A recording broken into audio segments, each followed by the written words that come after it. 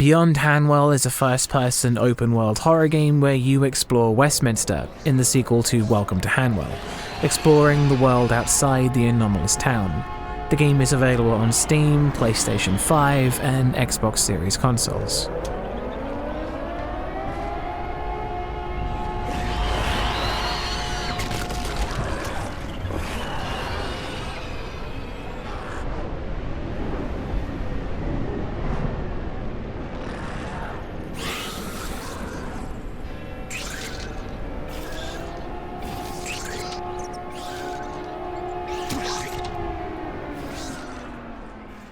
Atmosphere.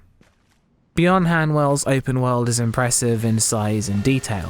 The rendition of Westminster is extremely realistic, and emerging from the underground to see its abandoned streets with Big Ben looming above can be oddly eerie, mostly because it's surprising to see a place as busy as the streets of London so thoroughly dead. The environments are full of creepy lighting and derelict structures, long winding corridors, and everything about the design screams horror, but despite all this, the game suffers from just not feeling particularly of anything, just abandoned. For almost the entirety of the game, its impressive lighting and environments that should be creepy lack a sense of threat, and more input from the sound design to really reinforce the feeling that something bad will happen to you in them would have really made a difference.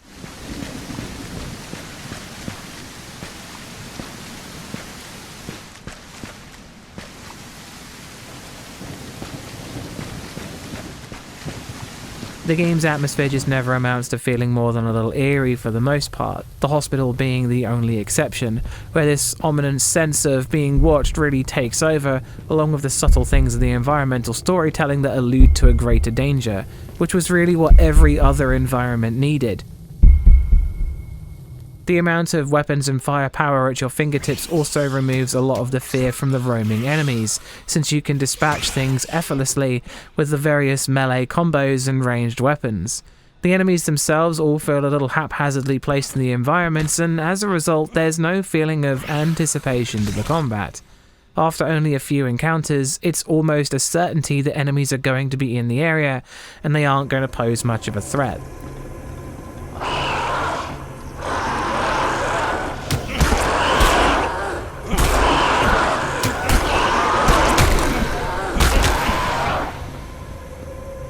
Disappointingly, Beyond Hanwell's atmosphere feels like it's been betrayed by its design.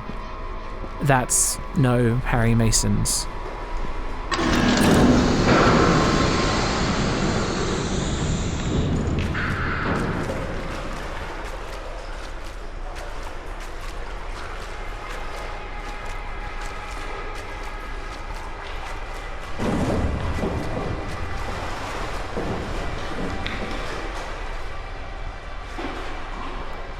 Scares.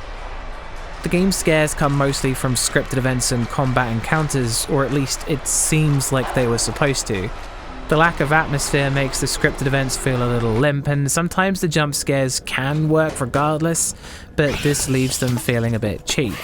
The combat is the crux of the problem for a lot of the game, with things like weapons crafting, pistols and shotguns making you extremely overpowered for any of the regular enemies, making them feel more like an annoyance than a threat. Going and performing combos with melee weapons removes all the horror from a situation as you mash buttons to take down targets, and gunning down monsters that were designed to be melee threats feels more like an extermination than self-defense.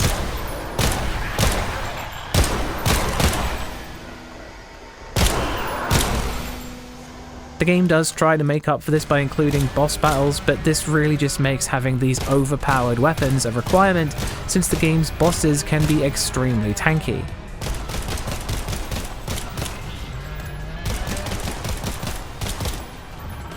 This leans a little into the game's limited resource management, but again, it doesn't make the encounters frightening. The monster variety and design for some of the foes is a little underwhelming. There's not many or much to them.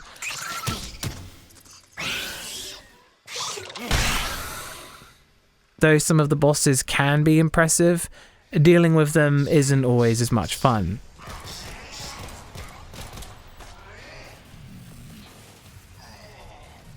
The game didn't really try to do much else in terms of scaring the player, and most of its attempts sort of fell flat once you had a weapon in your hands. That's still no Harry Masons. Sound design.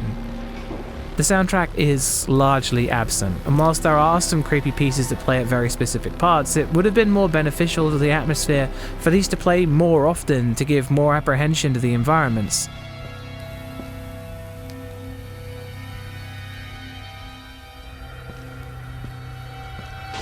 The general ambience of the locations is fairly nice. Rain pattering against the ground, wind down lonely corridors, the buzz of flickering lights. The environments aren't silent and never break immersion, they just don't generate a feeling of tension.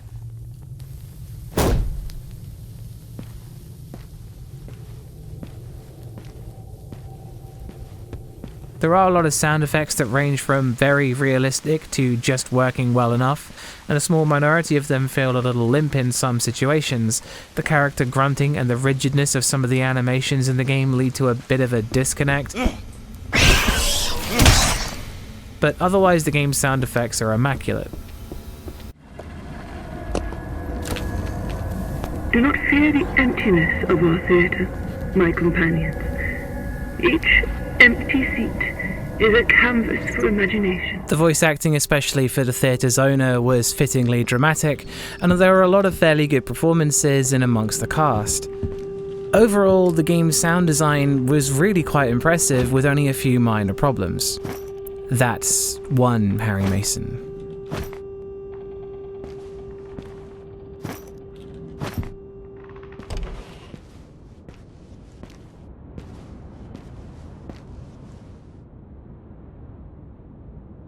Gore.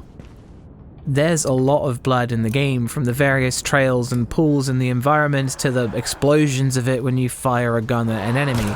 The spider enemy's abdomen blows up with a blast of viscera. It's sometimes over the top, but very rarely not satisfying. Even things like setting enemies on fire with the flame torch weapon is satisfying to a degree.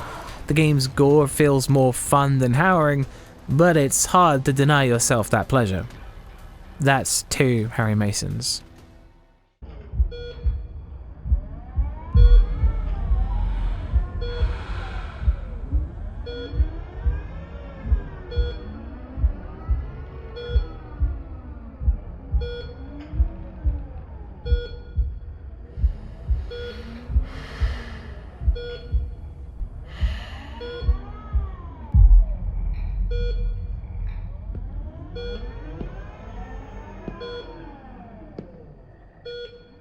Another one of the Doctor's pathetic experiments.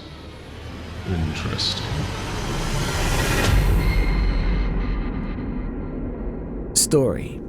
The game just sort of starts and explains very little other than implying that you're one of the Doctor's experiments, one of the antagonists of the first game, and for a while this works to the game's benefit as you walk the deserted streets wondering what happened. It continues the idea of the authoritarian government doing unspeakable things to its people, and the extra-dimensional threat that emerged from the first game. From the start, you really just explore and pick up little things here and there as you walk the streets and engage with the various targets. Curious soul dares to wander into my sanctum, the last bastion of true art in this forsaken world. You who tread upon hallowed grounds, do you come as a saboteur? A critic, perhaps? Or maybe a final, unwitting participant in my magnum opus? Though how useful or informative these are is really up to what you find. Some computer entries explained very little, and some voice recordings were so full of deliberately vague language that they were pretty much undecipherable. Like the first game, I found it hard to piece together the story, with my quest for notes leading to more unnecessary backstory being filled in than elements of the actual plot. Though some of these were still interesting and stoked the fires of mystery, but sometimes I'd walk out of a main area building not understanding what any of what I'd done had to do with anything else.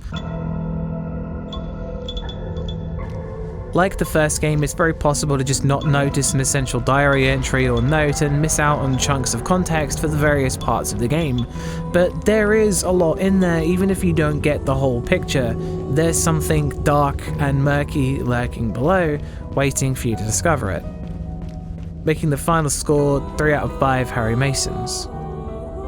Beyond Hanwell sometimes feels as empty as it looks, and maybe the realization that the enemies weren't really a threat helped hollow out the experience.